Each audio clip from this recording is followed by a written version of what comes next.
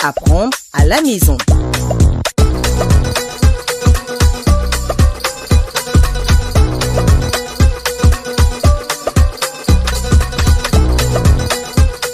Mesdames et messieurs, chers apprenants, bonjour. Nous revenons aujourd'hui avec l'émission Apprendre à la maison, toujours en histoire-géographie.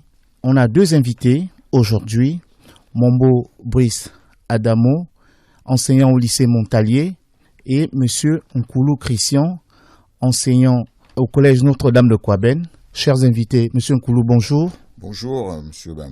Monsieur Mombo, bonjour. Bonjour, Monsieur Bam. De quoi allons-nous parler ce matin, Monsieur Mombo? De la nouvelle détente. Ok, d'accord. Nous savons très bien que la nouvelle détente, c'est la dernière période de la guerre froide. On avait déjà commencé la fois dernière avec Monsieur Mbaki sur la guerre fraîche. Il serait mieux de rappeler aux apprenants, c'est quoi la guerre froide? Alors, la guerre froide, n'est-ce pas, est un affrontement idéologique entre les États-Unis et l'URSS. Cet affrontement ne met jamais en action les deux grands, mais ils s'affrontent par groupes ou États interposés. Voilà pourquoi on parle de guerre froide. Alors, cette guerre froide est divisée en plusieurs périodes. Il y a le gel 47-53, n'est-ce pas, la période de forte tension, qui sera, n'est-ce pas, suivie par la coexistence pacifique. Oui, avant d'aller au niveau de la coexistence pacifique, brièvement, c'est quoi le gel? Qui caractérise le gel? Ce qui caractérise le gel, c'est la période de haute tension, de forte tension, plusieurs crises et des guerres. Entre autres? Entre la guerre de Corée, par exemple. Voilà. La guerre israélo-arabe, la première, 48. Le blocus de Berlin. Le blocus de Berlin de 48, voilà. C'est une période de forte tension. Cette période, après la mort de Staline, le 5 mars 53, sera suivie, n'est-ce pas, de la coexistence pacifique avec on retient, Monsieur Mombo, que la première période de la guerre froide, c'est le gel des relations. C'est le gel des relations internationales. Qui commence en 1947. En 1947. Après la fin de la Grande Alliance. Ok. Le gel est marqué par des crises, des guerres. On va parler de fortes tensions. Voilà. Ok, d'accord. Ça, c'est pour ce qui est du gel. Après le gel se termine en quelle année? Le gel se termine en 53, suivi ce qu'on va appeler le dégel, que certains s'appellent la coexistence pacifique. Le dégel, en réalité, part de 53 à 56. C'est en 56 qu'on parle réellement de coexistence pacifique jusqu'en 1962, durant la crise des missiles. C'est une période où les deux grands s'acceptent mutuellement à cause de l'équilibre de la terreur. Les deux possèdent la bombe H et la bombe A. Les deux puissances. Ok, moi je voudrais que cela soit clair dans l'esprit des apprenants qui nous suivent présentement, qui nous suivent aujourd'hui. Vous avez parlé en même temps du dégel et de la coexistence pacifique. Parce que le plus souvent, lorsque ce thème est abordé, certains enseignants parlent du dégel, autant pour moi. D'autres parlent de la coexistence pacifique. Il serait mieux, peut-être, de mieux situer les apprenants sur ces deux termes, le gel et le... Non, pas le gel, autant pour moi, le dégel et la coexistence pacifique. En réalité, le dégel, c'est la période qui suit directement le gel. Vous prenez l'image d'une glace. Votre réfrigérateur est branché et vous voulez retirer des produits. Qu'est-ce que vous faites? Vous débranchez. Donc, il y a dégel. Alors qu'on parle de dégel. Donc, cette période part de 53 à 56. Ouais, la décrispation. La décrispation. Alors, le concept de coexistence pacifique naît en réalité après la conférence de Bandung, 1955. Ce sont les conférenciers de Bandung qui proposent le concept de coexistence pacifique qui sera réaffirmé, n'est-ce pas, par Nikita Khrouchtchev. Ok, d'accord. Jusqu'en 62. Jusqu'en 1962. Il sera réaffirmé par Nikita Khrouchtchev qui va pratiquement s'approprier le thème, surtout à partir du 20e congrès du PQS en 1956. De façon concrète, qu'est-ce qui caractérise la coexistence pacifique, je dirais, ou encore qu'est-ce qui caractérise le dégel des relations Est-Ouest? Voilà, ce qui caractérise la coexistence pacifique, c'est le fait que les deux puissances s'acceptent-elles, ne pas aller à l'affrontement. Et une des crises, pour illustrer, une des crises qui montre bien cette volonté d'aller vers la négociation, c'est, n'est-ce pas, la crise de Suez de 1956. Où les deux grands, n'est-ce pas, ont appelé les belligérants, n'est-ce pas, à arrêter les hostilités. La crise de Suez oppose qui à... La crise de Suez oppose, n'est-ce pas, l'Égypte de Nasser à la France, la Grande-Bretagne et Israël. Oui, c'est vrai que peut-être nous sommes allés un peu très vite. Il serait peut-être mieux de rappeler aux apprenants les véritables mobiles de l'installation du dégel. Le dégel est lié à quoi, de façon concrète? À la mort de Staline. À la mort de Staline. le 5 mars 1953. Ça, c'est au plan politique. Sur le plan politique. Au plan économique. Sur le plan économique, les difficultés rencontrées, n'est-ce pas, par l'Union soviétique, qui avait axé son développement sur le plan de l'armement. Le volet économique était un peu délaissé. Ok, d'accord. Et sur le plan militaire? Sur le plan militaire, il y a un essoufflement. Parce que pour financer l'armement, il faut avoir nécessairement de l'argent, des finances. L'équilibre de la terreur. L'équilibre de la terreur. Ok, d'accord. Donc, si nous retenons bien, on voit ici, parmi les causes du dégel, si on suit bien l'enseignant, M. Mombo, il a dit, première cause, c'est la mort de Staline. On peut parler de cause politique. Également, on parle aussi de l'arrivée au pouvoir aux États-Unis de Dwight Eisenhower. Oui. Au plan politique, ça c'est au plan politique. Au plan économique, on parle, vous avez fait allusion aux difficultés économiques auxquelles était confrontée l'URSS, qui ne parvenait plus à subvenir aux besoins de sa population. Donc Khrouchtchev se rend à l'évidence qu'il serait mieux de détendre les relations avec l'Ouest. Et au plan militaire, vous l'avez dit tout à l'heure, vous avez parlé de l'équilibre de la terreur. Ok, d'accord. Ça c'est pour ceux qui sont, ça c'est ce qui est des causes du dégel. Mais comment se manifeste-t-il? Ou en d'autres termes, quels sont les aspects du dégel? L'un des aspects forts du dégel, c'est, comme je l'ai dit tout à l'heure, c'est la crise de Suez, où les deux grands, n'est-ce pas, appellent les belligérants à stopper les hostilités. Parce qu'il n'était plus question, n'est-ce pas, d'attiser les tensions dans la relation internationale. Il fallait miser plutôt sur la diplomatie, sur le dialogue, la coopération. Ok. D'accord. Ça c'est au niveau de la pacification. La pacification. Mais quand même, il faut retenir aussi la fin de la guerre de Corée est en partie liée à cette nouvelle donne sur le plan international. Également la signature du cessez-le-feu dans le conflit indo-chinois. Au niveau de la pacification du monde. Au niveau de la pacification du monde. Oui. Mais également, il y a un autre aspect que beaucoup certainement occultent, la normalisation des relations Est-Ouest. Est-Ouest. Oui. Elle se caractérise par quoi? Par des rencontres entre dirigeants.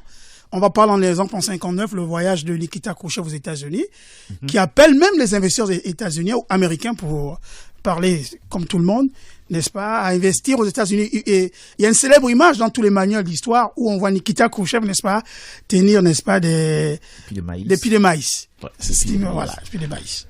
On fait également, on parle aussi de la rencontre entre les deux cas. Les deux cas. Je crois en 61. 61, Khrouchtchev, Kennedy. Voilà, Khrouchtchev et Kennedy à Vienne en 1961. Donc voilà un peu pour ce qui est des aspects du dégel, du dégel, oui.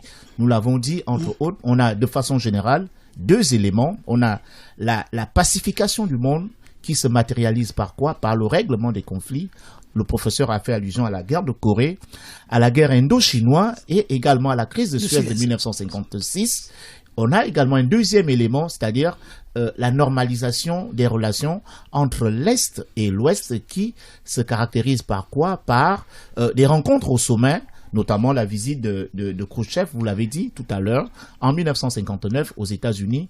On a également la rencontre de Vienne en 61 entre Kennedy et Khrouchtchev. Mais cela montre bel et bien qu'on est dans une période de décrispation. Mais on se rend à l'évidence également que pendant cette période aussi, il y a des tensions qui vont survenir. Il y a des tensions. Et c'est ce qui constitue le plus souvent, quand on est en situation de classe, ce qu'on appelle les limites du dégel. En d'autres termes, quelles sont les limites du dégel, M. Mombo? Les limites du dégel se manifestent en 61, n'est-ce pas, avec la deuxième crise berlinoise.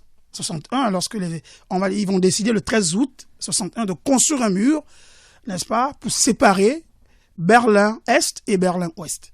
C'est un des éléments qui montrent que malheureusement, il y a encore, n'est-ce pas, des résidus de tension, si on peut parler ainsi. Une des limites, voilà. Ok, d'accord. Donc, en d'autres termes, le dégel n'est pas sincère, c'est juste un apaisement apparent. Parce que pendant cette période-là, vous l'avez dit tout à l'heure, on va constater la manifestation ou encore un regain de tension entre les deux camps en 61 avec la construction du mur de Berlin. On a également en 62 la crise de Cuba, l'installation des rampes de lancement à Cuba, qui va, n'est-ce pas, occasionner un blocus.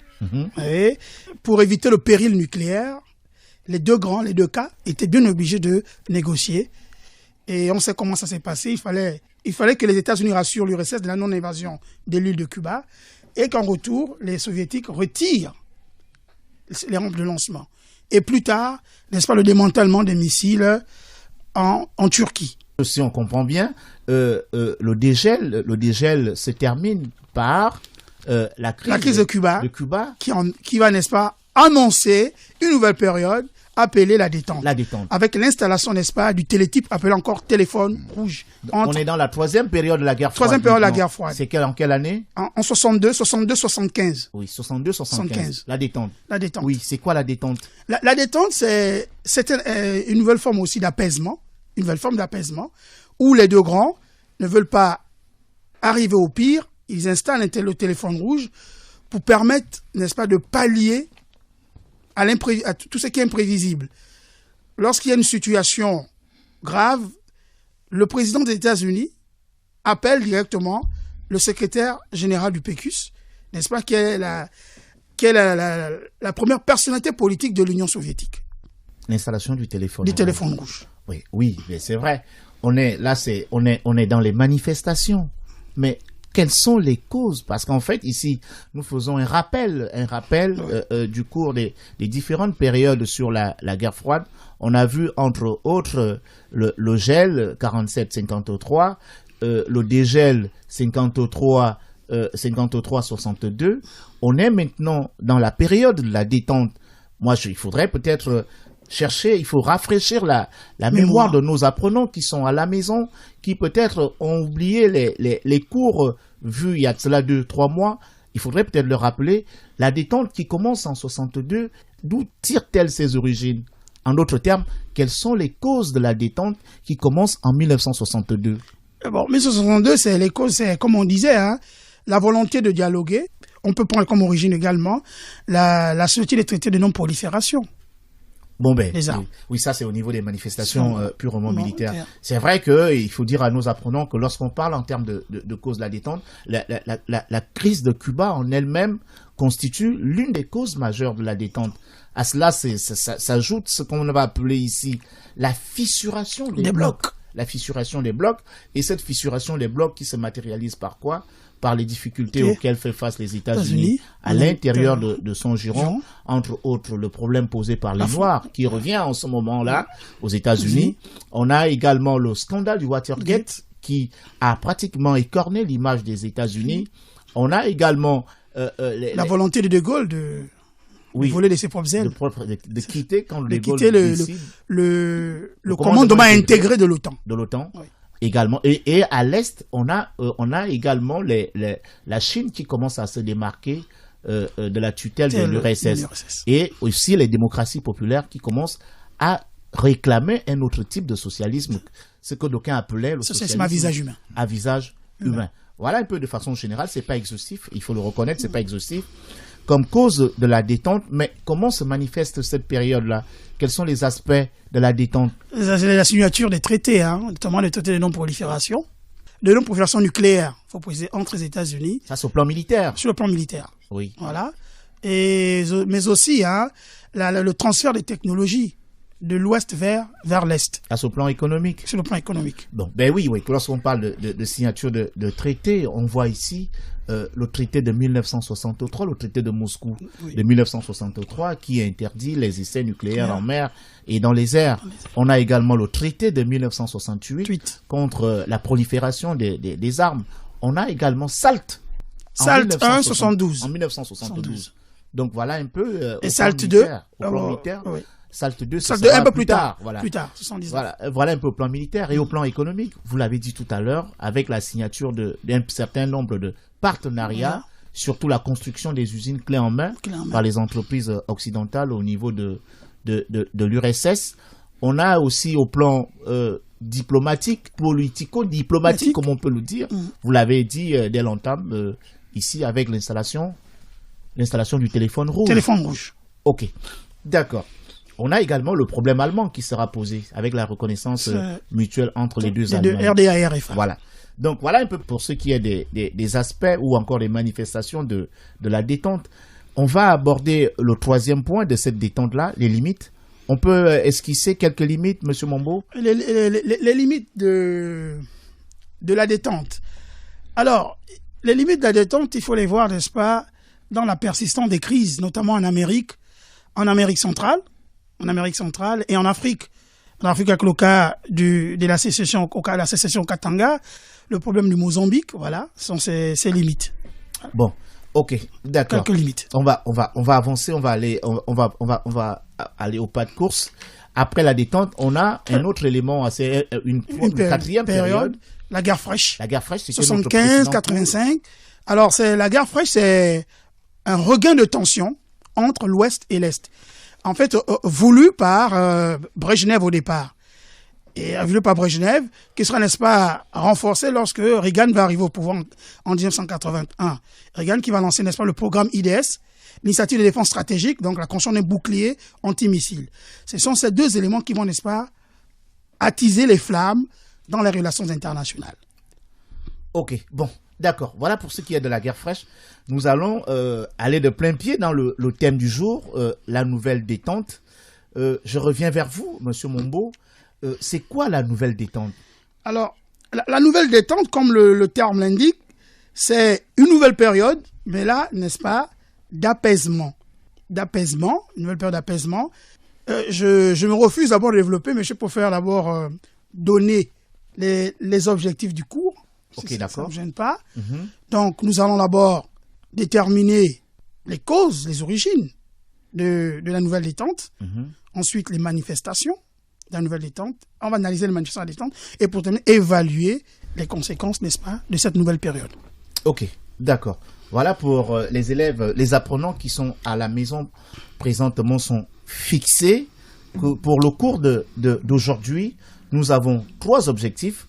Le premier objectif consistera à déterminer les origines de la nouvelle détente. Le deuxième objectif, analyser les manifestations de cette période-là. Et le troisième objectif ici, évaluer les conséquences de cette nouvelle détente. Je reviens vers vous, Monsieur Mombo, pour que nos apprenants soient bien fixés de façon exhaustive. C'est quoi la nouvelle détente? Alors, la nouvelle détente, c'est une période d'apaisement, d'accalmie, voulue par Mikhail Gorbatchev lorsqu'il arrive en 1980. Voilà pourquoi je préfère d'abord faire l'introduction avant de rentrer dans ces explications, si vous me le permettez. Allez-y. Alors, on va dire ceci. L'arrivée au pouvoir de Gorbatchev en URSS en 1985, n'est-ce pas, va bouleverser le cadre politique interne et les relations internationales. Conscient de la crise qui couvre en Union soviétique, désireux de reformer le pays, il adopte une nouvelle posture dans ses rapports, non seulement avec ses satellites, donc les pays, les PECO, pays d'Europe centrale et orientale, également avec l'Occident. Dès lors, alors je suis dans la problématique, j'espère que les apprenants nous suivent, j'ai fait d'abord la marche, je suis dans la problématique. Dès lors, comment se caractérisent les relations Est-Ouest entre 1985 et 1991?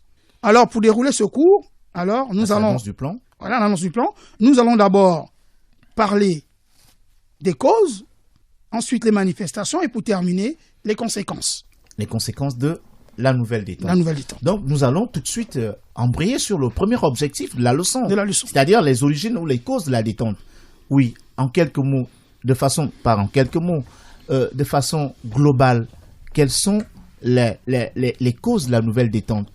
Les causes de la nouvelle détente, c'est d'abord l'arrivée de Gorbatchev au pouvoir en 1985, mais aussi la volonté affichée par les États-Unis d'accepter les négociations diplomatiques avec le nouvel arrivant.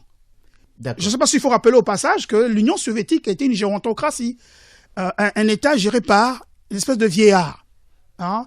Entre 82 et 85, ces 3 présidents, Brejnev qui s'en va en 82, qui prend le pouvoir en 64, meurt en 82. De 81 à 84, il y a Andropov qui prend le pouvoir, il fait 2 ans. Et, n'est-ce pas, Tchernenko, de 84 à 85. Ils sont tous vieux. Alors, Gorbatchev arrive un peu plus jeune. Il est né dans les années 30. Il arrive un peu plus jeune, c'est la cinquantaine, révolue, légèrement. 54 ans. Voilà, qui va, n'est-ce pas, impulser une nouvelle réforme avec, n'est-ce pas, la perestroïka et la glasnost. Ok, d'accord.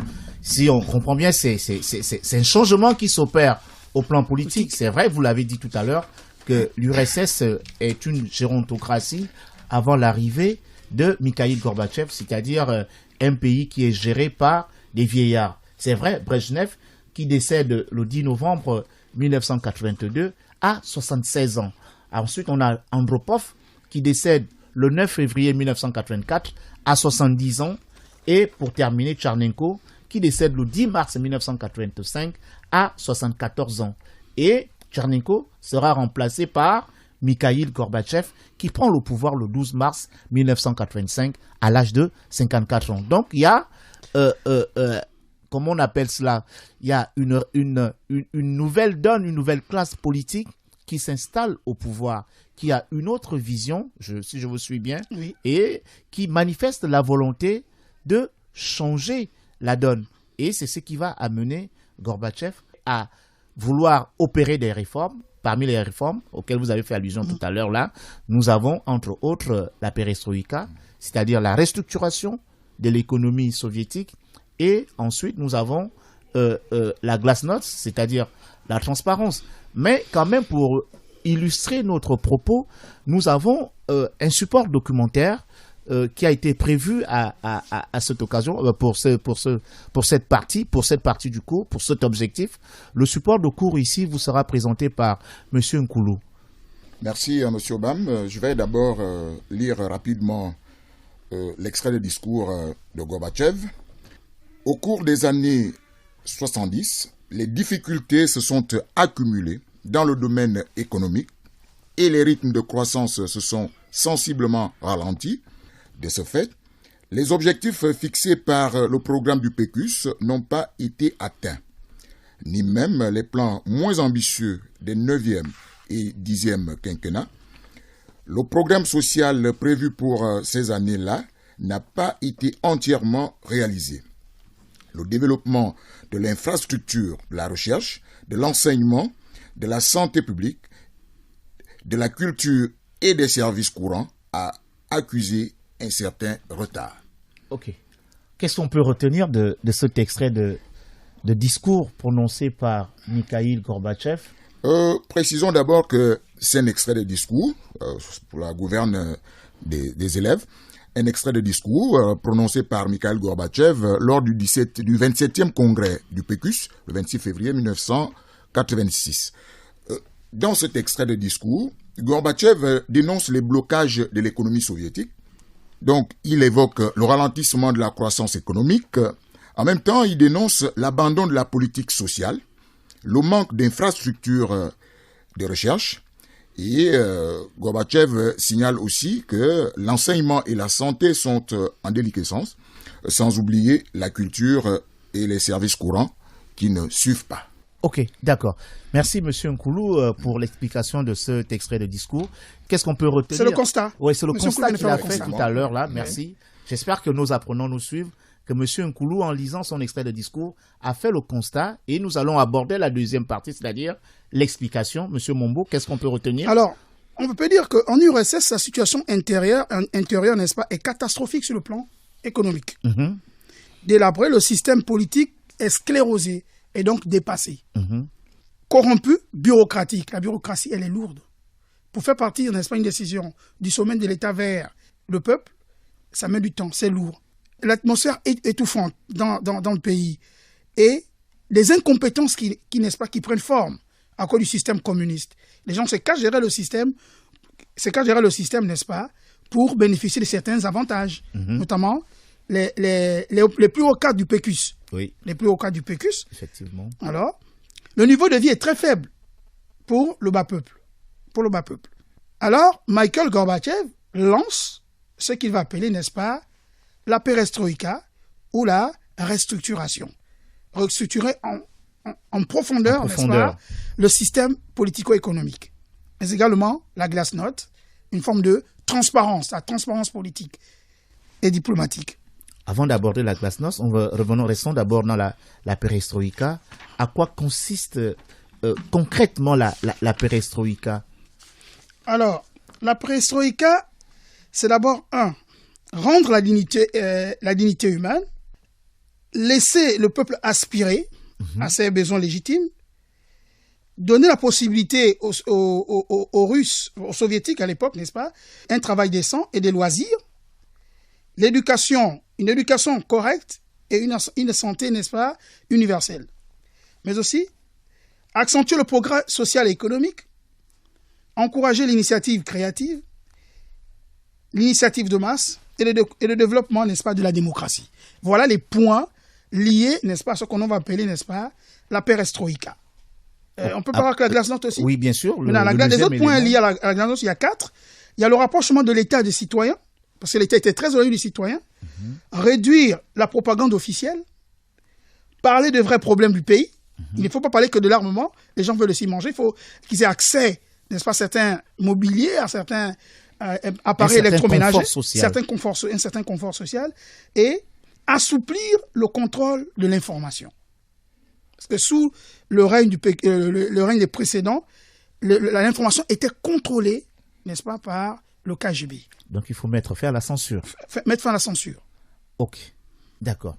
Donc vous voyez ici, là où nous avons abordé la deuxième partie on est toujours dans l'objectif 1. Là on a expliqué. Nous avons expliqué. Monsieur Nkoulou a fait le constat, il a lu le document, il a fait le constat. Monsieur Mombo vous a fait l'explication. Il faut également aborder la troisième partie, c'est-à-dire la critique. Voilà. Vous voyez que il faut peut-être le rappeler aux apprenants ici. Le document fait allusion aux réformes de Mikhaïl Gorbatchev dans cet extrait de discours. C'est la raison pour laquelle vous avez suivi l'explication du professeur, de M. Mombo tout à l'heure, qui est allé dans le sens de ces réformes-là. Et on va aborder tout à l'heure la dernière partie, c'est-à-dire dans ce triptyque, constat, explication, critique. Qu'est-ce qu'on peut retenir Il faut aussi retenir qu'il y a une volonté aux États-Unis, n'est-ce pas, de vouloir négocier, parce que le Congrès a fait pression sur Reagan, compte tenu de la réalité du budget, pour aller vers des négociations avec Mikhaïl Gorbatchev, qui a, n'est-ce pas, déjà montré sa volonté. Donc, Reagan prend acte et cherche à négocier directement avec le nouvel arrivant, n'est-ce pas, au Kremlin. Ok, d'accord. Vous voyez que là, vous avez fait la critique, c'est-à-dire vous avez parlé d'une autre cause liée à la nouvelle détente qui ne se retrouve pas dans l'extrait de discours lu tout à l'heure par monsieur Nkoulou. Chers apprenants, nous allons marquer juste une petite pause. On va se retrouver dans un tout petit moment.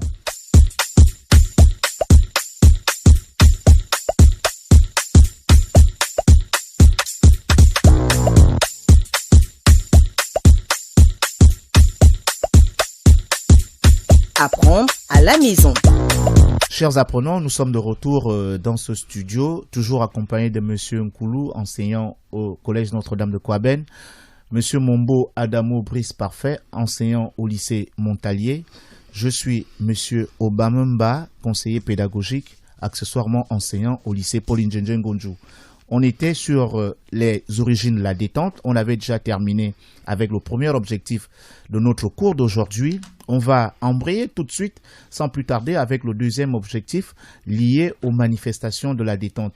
Monsieur Mombo, comment se caractérise la nouvelle détente à partir de 1995? Alors, la nouvelle détente se manifeste, n'est-ce pas, par des négociations entre l'Est et l'Ouest, notamment entre deux grands acteurs, hein. Reagan. Je ne vous coupe pas. Excusez-moi. Oui. Nous allons d'abord commencer par M. Nkoulou parce que nous avons un document à ce propos. Nous avons prévu un document. Malheureusement, nous sommes à la radio. C'est une caricature. Peut-être M. Nkoulou pourra mieux nous décrire cette caricature. Oui, M. Obam, effectivement, c'est une caricature. La caricature, ici, nous présente deux dirigeants. Nous avons le président Reagan, président des États-Unis, et nous avons Mikhaïl Gorbatchev, dirigeant de l'Union soviétique, et qui sont assis côte à côte, signant un accord, l'accord de Washington. Nous sommes en 1987. À côté, nous avons trois personnes couchées sur les stigmates d'une bombe, demandant aux deux dirigeants de régler aussi le problème des balles à courte portée. Nous avons l'Afghanistan et nous avons le Nicaragua. Je pense que de façon succincte, voilà ce que nous décrit la caricature. Ouais. Je précise pour votre gouverne que la caricature, elle est du journal Le Monde. Du journal Le Monde. Merci, Monsieur Nkoulou. Vous voyez, chers apprenants, pour ce qui est de la caricature, il faut décrire les images de façon générale. Il faut les décrire. Et M. Nkoulou l'a bien fait tout à l'heure. Monsieur, je reviens vers vous, Monsieur Mombo. Au regard du constat fait par Monsieur Nkoulou, qu'est-ce qu'on peut retenir de façon globale en termes d'explication? Alors, il faut dire que la reprise du dialogue entre les deux grands, n'est-ce pas? Donc, l'Est et l'Ouest, incarnés par les États-Unis et l'URSS, Gorbatchev et Reagan se rencontrent, n'est-ce pas, à Genève en 85. Et à Reykjavik, n'est-ce pas, en 86, pour préparer la rencontre de Washington, n'est-ce pas? Le 8 décembre 1987, un accord de désarmement nucléaire est signé à Washington et à Moscou en 1988. Les négociations sur la réduction des armes se multiplient et en 1991, le traité START prévoit la diminution des armes nucléaires. C'est quoi START? START ici, c'est en anglais, hein? Strategic Arm Reduction Tax Option. Reduction Tax. C'est-à-dire c'est un traité de réduction et non plus de limitation. Parce que SALT, c'était la limitation. Et taxe, c'est la réduction. Oui. Et là, certains spécialistes parlent, n'est-ce pas, de option 0. La réduction des fameux FNI, les forces nucléaires intermédiaires. En d'autres termes, ici, si on retient bien, parmi les manifestations, en partant du document, il s'agit tout simplement de mettre en lumière ici les différents accords ou des négociations entamées par les deux camps à partir de 1985. Ok, d'accord. Ça, c'est pour l'explication. On va aborder la troisième partie de notre triptyque. La critique. Alors, qu'est-ce qu'on peut retenir? Ce qu'on peut retenir, c'est que la résolution de plusieurs conflits en février 89, n'est-ce pas, pousse l'armée rouge à quitter l'Afghanistan. Pour mémoire, n'est-ce pas, l'Afghanistan est envahi dans sa guerre fraîche en 1979 par l'armée rouge. L'armée rouge. Pour défendre un allié, n'est-ce pas, pro-soviétique. Donc, il y a le retrait de l'armée soviétique d'Afghanistan et se désengage dans les pays de l'Europe de l'Est et tente de résoudre d'autres conflits, notamment le Cambodge et le Nicaragua. Alors, on va revenir sur les pays d'Europe de l'Est, c'est-à-dire c'est ce qu'on appelle aussi les PECO. Les PECO. Pays d'Europe centrale et orientale. Parfois aussi qualifiés de satellites, mais les satellites, on peut aller plus loin, hein, donc Cuba et les autres. Voilà. C'est ce qu'il faut retenir globalement pour notre critique.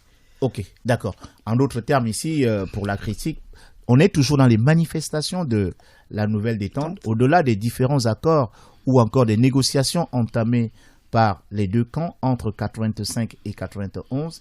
Il y a également le fait que l'URSS décide de se désengager militairement sur la scène internationale en quittant l'Afghanistan, en cherchant par tous les moyens à régler le problème cambodgien et le problème du Nicaragua. Donc voilà un peu pour ce qui est du deuxième objectif de notre leçon du jour. On va aborder le troisième objectif sur l'évaluation des conséquences de la nouvelle détente.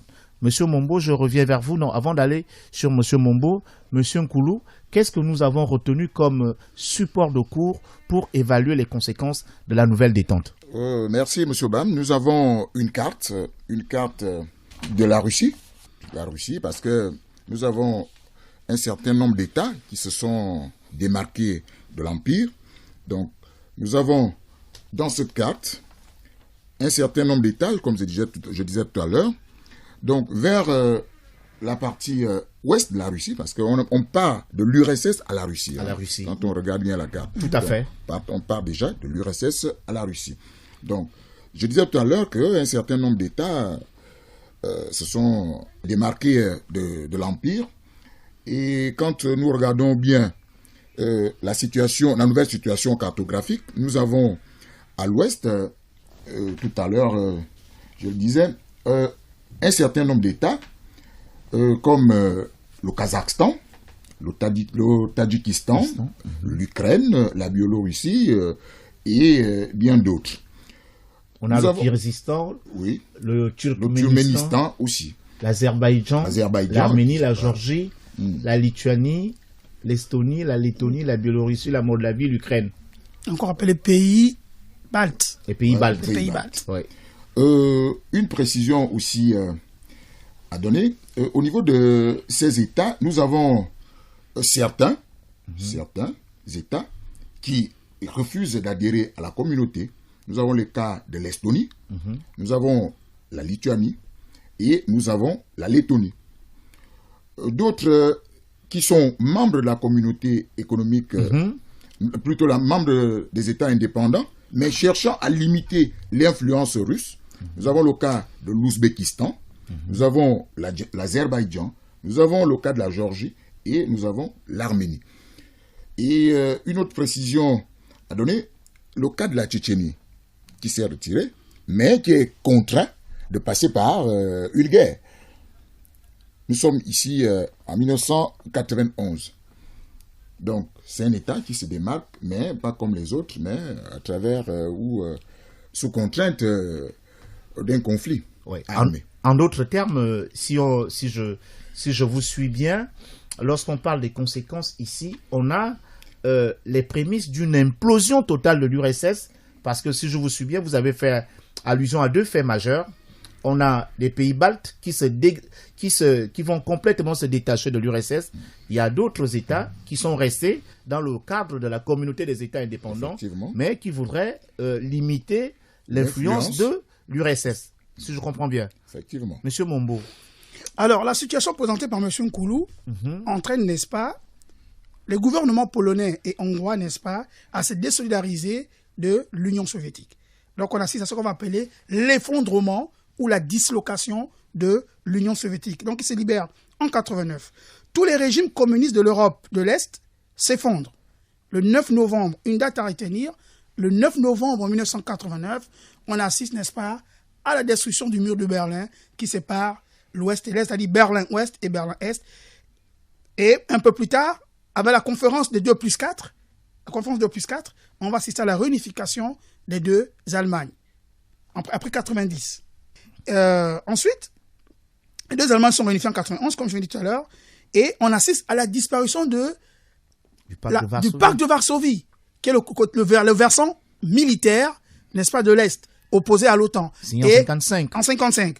Et la KM également, qui est le versant économique, qui vont disparaître de la scène. Ok, d'accord. Si on vous suit bien, lorsqu'on parle de l'évaluation des conséquences de la nouvelle détente, on parle tout de suite de l'effondrement du modèle soviétique et communiste. C'est-à-dire l'effondrement, autant pour moi, du modèle communiste, que ce soit à l'intérieur au niveau de l'URSS, c'est-à-dire la désagrégation de l'URSS, mais également au niveau de ses satellites, c'est-à-dire l'influence de l'URSS. L'URSS, autant pour moi, n'a plus d'emprise sur les pays d'Europe centrale et orientale.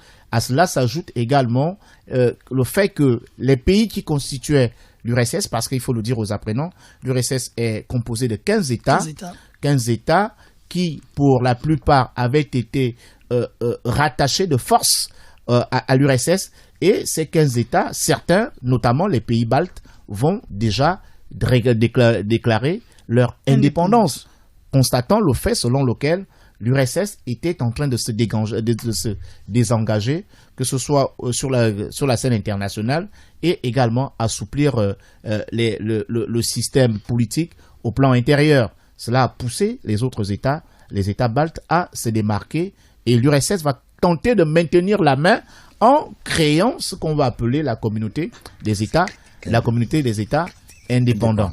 Ok, d'accord. Nous allons. J'ai l'impression que je suis allé trop vite. Oui. Monsieur Mombo. Je pense que Monsieur Mombo avait déjà commencé avec la critique, mais nous allons revenir. Alors, il faut dire qu'en URSS, les réformes de Gorbatchev, n'est-ce pas, déstabilisent le pays. Les revendications nationalistes se multiplient au sein de l'Union, sur tous les plans.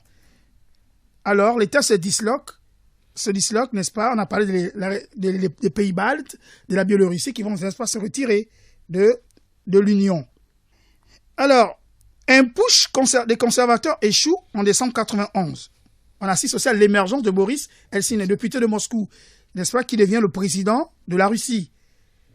Il échoue, ce coup échoue, mais Mikhail Gorbatchev est bien obligé de démissionner le 25 décembre 1991. C'est normal, il est président d'un pays qui n'existe plus. Et il faut retenir globalement au niveau des chiffres que la Russie, c'était 22 millions de kilomètres carrés. Et la Russie, aujourd'hui, c'est 17 millions de kilomètres carrés. Ok, voilà un peu pour le troisième objectif en ce qui concerne l'évaluation des conséquences de la nouvelle détente. Avant de nous séparer, je crois que je vais vous laisser le soin de conclure votre cours Alors, en 1985, les relations internationales entrent dans une nouvelle ère qui se matérialise par la reprise du dialogue entre les deux grands, marquée par la signature d'un certain nombre d'accords et de traités. Toutefois, cette période aboutit à l'effondrement de l'URSS et à la remise en cause du système communiste. Je vais faire mon ouverture juste après. Je fais maintenant l'ouverture. La disparition de l'URSS conduit le monde vers l'unipolarisation dominée par les USA. Donc, avec un seul maître du monde, une vision unipolaire, une seule puissance, on va même l'appeler l'hyperpuissance. Hubert Védrine. Voilà, Hubert Védrine, confrère Hubert Védrine, ancien ministre des Affaires étrangères français. Merci. Ok, d'accord. Bon, nous avons terminé pour le cours d'aujourd'hui. Avant de nous séparer, nous allons quand même faire quelques rappels méthodologiques. On a commencé il y a de cela 2 semaines sur le commentaire de documents. On a, entre autres, on vous a montré comment il fallait présenter l'introduction en histoire et en géographie. La semaine dernière, nous sommes revenus sur la réponse aux questions qui se fait sur la base d'un triptyque, constat, explication et critique. Je vous disais à ce propos que le constat permettait de mettre en lien la question et le document. Et l'explication consistait tout simplement à expliciter les faits constatés. Ou en d'autres termes, l'explication, c'est la réponse à la question posée. Et pour terminer, la troisième partie, c'était la critique. Vous l'avez vu tout à l'heure là. On s'est essayé de faire cet exercice, même si on est à la radio, malheureusement. Mais on vous a montré comment il fallait faire le constat, l'explication et la critique. C'est quoi la critique ici? La critique, c'est répondre toujours à la question qui est posée, mais en s'éloignant, en se démarquant du document. C'est ce qu'on appelle le plus souvent le dépassement documentaire. Aujourd'hui, nous allons voir comment rédiger sa transition, parce que il faut que les élèves le comprennent. Lorsqu'on a la réponse aux questions, les 2 premières réponses se font en 4 parties. Je parle bien les 2 premières questions, autant pour moi, se font en 4 parties.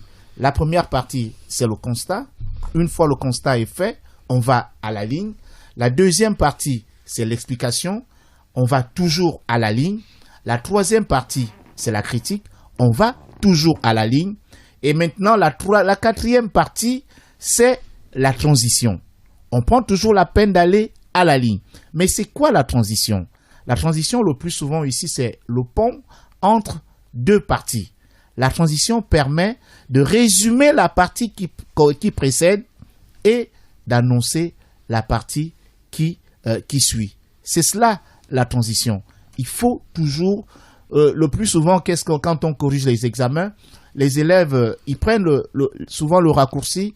D'aucuns vous diront, par exemple, après avoir vu les causes, nous allons maintenant voir les manifestations. Non, c'est pas cela la transition. La transition permet tout simplement de résumer les causes, par exemple, les réformes entreprises par Gorbatchev avec les problèmes du budget aux États-Unis amènent les deux grands à installer la nouvelle détente. Vous voyez que j'ai résumé la partie qui précède. Toutefois, et là je mets un point, toutefois, cette période est marquée par la signature des accords. J'annonce la partie qui suit. C'est cela la transition.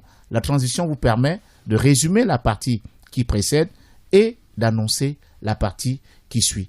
Une fois que vous avez posé votre transition, vous sautez une ligne. Parce que également, la structure du devoir compte énormément à l'examen. Une fois que vous avez fait la transition, vous sautez une ligne pour répondre à la question qui suit. Et je vous disais tout à l'heure que vous avez aujourd'hui, avec le nouveau référentiel, vous avez 3 questions avec 3 documents. Les 2 premières questions ont 4 parties parce que tout simplement, il va falloir ajouter la transition à chacune de ces questions. Et la dernière question a 3 parties parce qu'il n'y a pas de transition avant d'aller à la conclusion. Et nous allons directement aller à la conclusion. La conclusion, une fois vous terminez, une fois vous répondez à la dernière question, vous sautez 2 ou 3 lignes. Et il faut bien comprendre, si vous avez sauté 2 lignes après l'introduction, il va falloir également sauter 2 lignes avant la conclusion. Si vous avez sauté 3 lignes après l'introduction, il va falloir également sauter 3 lignes avant la conclusion. Cela permet tout simplement d'équilibrer la structure de votre devoir. Pour ce qui est de la conclusion, vous avez 2 parties. La première partie, c'est le bilan du devoir. C'est quoi le bilan du devoir? Certains, le plus souvent, se perdent un tout petit peu. Par exemple, lorsque vous avez fait un commentaire de document, vous avez parlé, par exemple, parmi les idées majeures, vous avez parlé des causes et des manifestations. Les principaux thèmes abordés sont les causes et les manifestations. L'introduction, le bilan consistera à faire quoi? À résumer les causes, à résumer les manifestations de votre devoir et vous aurez un condensé de votre devoir. Il y a également une autre astuce qui pourrait aider les élèves qui maîtrisent la rédaction des transitions. Vous voyez très bien que lorsque je vous expliquais tout à l'heure, je vous disais que la transition, c'est 2 parties. Elle résume la partie précédente. Cela veut dire quoi? Le résumé de chaque partie précédente constitue pratiquement le résumé de l'idée majeure. Donc, vous comprenez que vous pouvez facilement aborder cette astuce, mais à condition de maîtriser la rédaction des transitions. Et pour terminer, on a également, après le bilan du devoir, vous mettez un point, vous allez à la ligne pour faire l'ouverture de votre devoir. Et je vous disais la fois dernière que l'ouverture ici, en histoire, diffère de l'ouverture en géographie. Le fait que l'histoire soit linéaire vous amène toujours à aboutir sur les faits qui suivent les événements étudiés. C'est-à-dire, vous partez de la Seconde Guerre mondiale pour aboutir. Vous avez vu tout à l'heure, M. Mombo l'a fait tout à l'heure là, en parlant de son ouverture sur la nouvelle détente. Il est allé sur l'unipolarisation du monde, c'est-à-dire le monde à la fin de la guerre froide. Vous voyez que l'histoire est linéaire. Si vous êtes dans le bilan de la Seconde Guerre mondiale, vous parviendrez, vous allez faire votre ouverture sur la réorganisation du monde. Et c'est ce qui est de l'ouverture en histoire. Et en géographie, l'ouverture se fait sous forme de perspective, l'ouverture se fait sous forme de projection. J'avais pris la fois dernière le cas du Gabon. Je disais à propos du Gabon que une gestion rigoureuse pourrait à terme faire du Gabon un pays émergent. C'est une projection qu'on fait pour ce qui est de la géographie. Voilà, chers apprenants, ce qu'on fallait pour notre cours du jour. Je rappelle tout simplement que nous avons abordé aujourd'hui la nouvelle détente, qui est la dernière partie de la guerre froide. J'étais accompagné de M. Onkoulou Christian, enseignant au Collège Notre-Dame de Kouaben, et M. Mombo Adamo Brice Parfait, enseignant au lycée Montalier. Mais n'oubliez pas, si on fait ces cours-là, c'est à cause de la situation sanitaire en ce moment au Gabon. Prenez toujours la peine de rester chez vous, évitez les déplacements inutiles. Si vous décidez de sortir, prenez la peine de porter un masque. Si vous voulez éternuer dans le creux de votre coude. Je suis M. Obamamba, conseiller pédagogique. Merci de nous avoir suivis et à la prochaine.